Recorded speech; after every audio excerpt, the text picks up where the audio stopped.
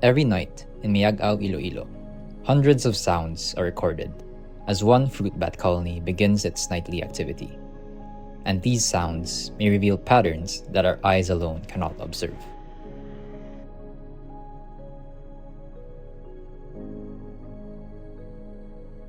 In Miag-ao, Iloilo, Sulu Garden Foundation is conducting a long-term acoustic monitoring project to document the activity and vocalizations of a local fruit bat colony. Every evening, usually between 5:30 and 6:30, thousands of fruit bats begin emerging from their communal roosts all over the municipality, although their numbers and activity may vary depending on the season. They disperse across the surrounding landscape during the night in search of food. Some even believed to reach the mountainous areas of Antique up north, before eventually returning prior to sunrise. Fruit bats are part of the wider Miag-ao landscape, with colonies living within and around the town center. Large trees found among homes, public spaces, and buildings provide important places where bats may gather and roost. Through ongoing monitoring, we are documenting the locations of known fruit bat colonies and observing how their numbers and activity may change over time and across seasons. The locations shown here reflect our current observations and may be updated as monitoring continues. One of the colonies currently being monitored roosts in this raintree behind Sulu Garden. More than 105 bats were counted at this roost as of June 2026. Based on previous observations, the colony is believed to include at least 2 fruit bat species, the island flying fox and the large flying fox.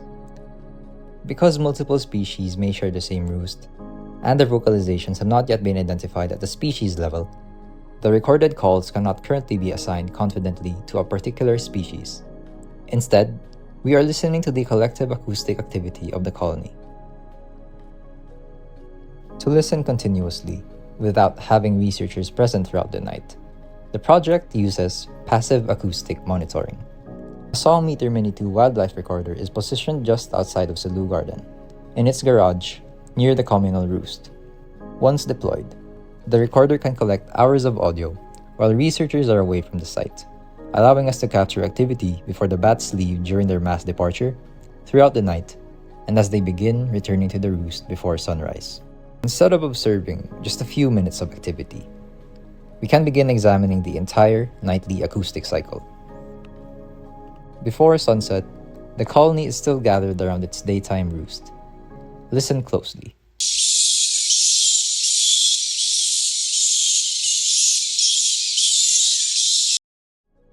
Even before departure, the recorder captures vocal activity occurring within the colony. Then, dusk arrives. At approximately 5:37 p.m., the acoustic environment changes dramatically.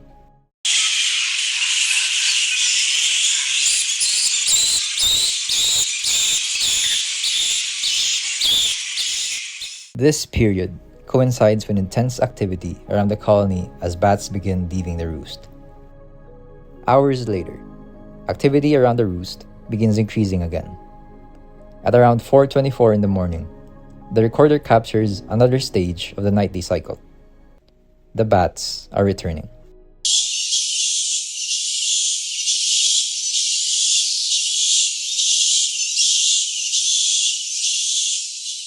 But recording the sounds is only the beginning.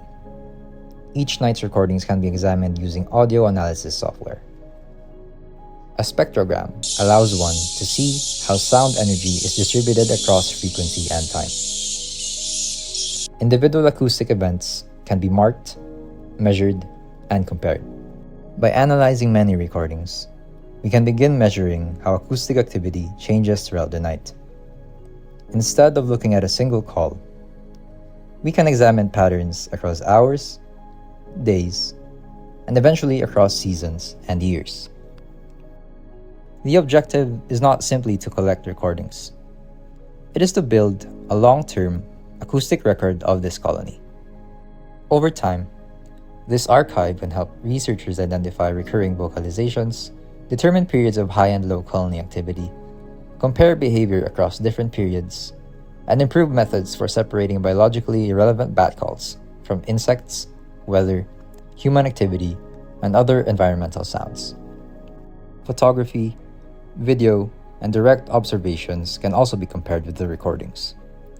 When a visible behavior occurs at the same time as a particular acoustic pattern, researchers gain another piece of information that may help explain what the colony is doing. There is still much we do not know.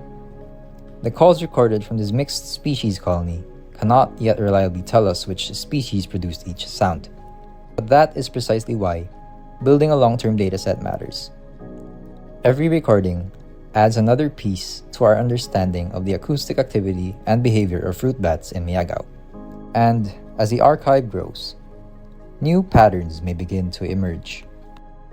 Sometimes, studying wildlife begins not by watching, but by listening. The Acoustic Monitoring Project is being conducted by Sulu Garden Foundation in Miag-ao, Iloilo, Philippines. To learn more about the project and the bats of Miag-ao, you can visit the Sulu Garden Foundation website.